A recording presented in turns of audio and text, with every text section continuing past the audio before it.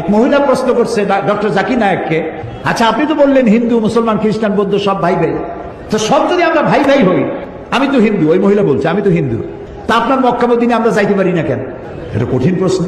আমি চিন্তা করলাম কি জবাব দেয়, আমার কাছেও জবাব আছে, কিন্তু উনি কি বলেন সেটা শোনা দরকার। উনি জবাব দিলেন, বোন আপনার বাড়ি কই? কই তো ইন্ডিয়া। জন্মস্থান কোথায়? এখানে।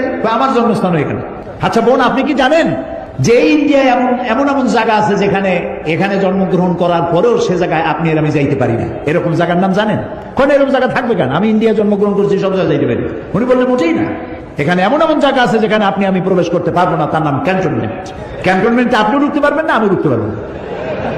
ক্যান্টনমেন্টে ঢুকবে যারা নিরাপত্তার দায়িত্বে, দেশ রক্ষার দায়িত্বে যারা আছে, যে কোনো মুহূর্তে ডাক দিয়ে বলে জান দেওয়ার জন্য, রক্ত দেওয়ার জন্য, জীবন দেওয়ার জন্য ঝাঁপায় পড়বে, সেসব সেনাবাহিনীর জন্যই ক্যান্টনমেন্ট তৈরি করা হবে। ওখানে আপনি আর আমি যাইতে পারবো না। ইসলামের একটা ক্যান্টনমেন্ট আছে, সেটার নাম মক্কা আর মদিনা। ওইখানে ওই সব লোকেরাই যেতে পারে যারা আল্লাহর জন্য জান দিতে পারে, মাল দিতে পারে, রক্ত দিতে পারে। প্রিয় বোন, আপনিও যেতে পারবেন।